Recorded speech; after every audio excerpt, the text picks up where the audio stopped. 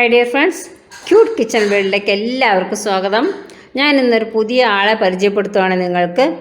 ഇതാണ് മലേഷ്യൻ ചക്ക, ചെമ്പടക്ക് എന്നാണ് ഇതിൻ്റെ പേര്.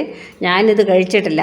ഞങ്ങളിവിടെ തിരുവനന്തപുരത്താണ് താമസിക്കുന്നത്. അവിടെ ഈ ഗാന്ധി ഭവൻ, തൈക്കാട് ഗാന്ധി ഭവൻ എന്ന് പറഞ്ഞൊരു സ്ഥാപനമുണ്ട്. അവിടെ ഇതുപോലെ ഈ എല്ലാ സാറ്റർഡേസിലും ഇങ്ങനത്തെ നാടൻ വിഭവങ്ങൾ കിട്ടും.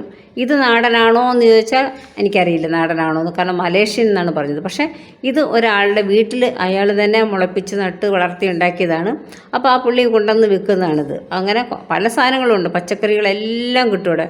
പിന്നെ അതിൻ്റെ കൂട്ടത്തിൽ കൂൺ കിട്ടും, പിന്നെ ഈ സ്ക്വാഷ്, ജാം, അങ്ങനെയുള്ള സാധനങ്ങൾ, അങ്ങനെ ഒരുവിധപ്പെട്ട എല്ലാ സാധനങ്ങളും നമുക്ക് നല്ല സാധനങ്ങൾ കിട്ടും. അപ്പോൾ അങ്ങനെ മേടിച്ചുകൊണ്ട് വന്നാണ് നിങ്ങളൊക്കെ കൂടെ കാണിക്കാമെന്ന് വിചാരിച്ചിട്ടാണ് ഞാനിതെടുത്തത്. ഇതിന് മുറിക്കുമ്പോൾ കാണിച്ചു തരാം എങ്ങനെ ഉണ്ടാവുമെന്ന്. നോക്കാം അല്ലേ നമുക്ക്. നമ്മുടെ ചെമ്പടക്കിനെ മുറിക്കാൻ പോവാണ്. നമ്മളിവിടെ കിട്ടുന്ന ചക്കയായിട്ട് ശരിക്കും ഇപ്പം ഇങ്ങനെ ഒരാൾ വളർത്തുന്നുണ്ട് ഇതിനെ. ഇപ്പം ഈ പ്ലാവ് ചെമ്പടക്ക്, മലേഷ്യൻ ചെമ്പടക്കിനെ ഞാൻ അങ്ങനെ മുറിക്കുകയാണ്. പഴുത്തുന്നാണ് അദ്ദേഹം പറഞ്ഞത്.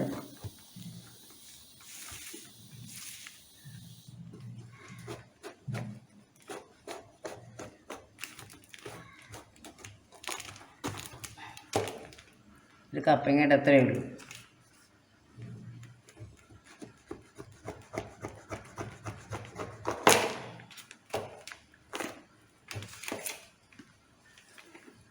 ഇതാണ് ചെമ്പടക്ക്. ആകെ 5-6 ചുളയേ ഉള്ളൂ.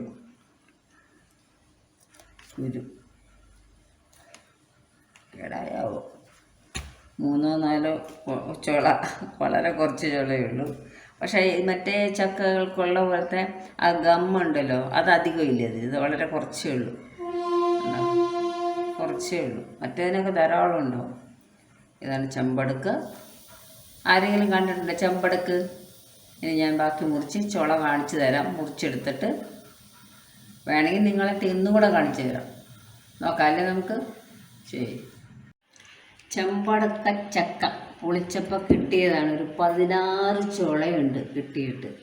ഇതിന് എനിക്ക് തോന്നുന്നു ഇത് കുറച്ചും കൂടെ പഴുക്കണമായിരിക്കും എന്ന് തോന്നുന്നു. അദ്ദേഹം പഴുത്തു എന്ന് പറഞ്ഞുകൊണ്ടാണ് ഞാൻ മുറിച്ചത്. അത് ചീച്ച് കളയണ്ടല്ലോ എന്ന് വെച്ചു. പക്ഷെ അത്ര പഴുത്തിട്ടില്ല. ഇതാണ് അതിൻ്റെ ചക്ക മട പൊളിച്ചെടുത്തപ്പോൾ കിട്ടിയത്. കണ്ടോ? ഇത് തിന്ന് നോക്കിയിട്ട് സാധാരണ പഴുക്കാറായ ചക്കയില്ലേ, അതുപോലെ ഇരിപ്പുണ്ട്. മധുരമൊന്നുമില്ല അത്രയ്ക്ക്. പക്ഷേ എൻ്റെ ഹസ്ബൻഡ് കഴിച്ചു, നല്ല സ്വാദായിരുന്നു എന്ന് പറഞ്ഞിട്ട് ആ കൊതിയോടുകൂടിയാണ് ഞാൻ ചെന്ന് മേടിക്കാൻ പോയത്. പക്ഷേ അത്ര ഇതുപോലെ ഇത് എൻ്റെ ഭാഗ്യം കൊണ്ട് കിട്ടിയതായിരിക്കും ഇങ്ങനെ പഴുക്കാത്ത ചക്ക. കുഴപ്പമില്ല. എന്തായാലും ആ ഒരു മലേഷ്യൻ ചക്ക തിന്നാൻ പറ്റുന്നൊരു സംതൃപ്തി.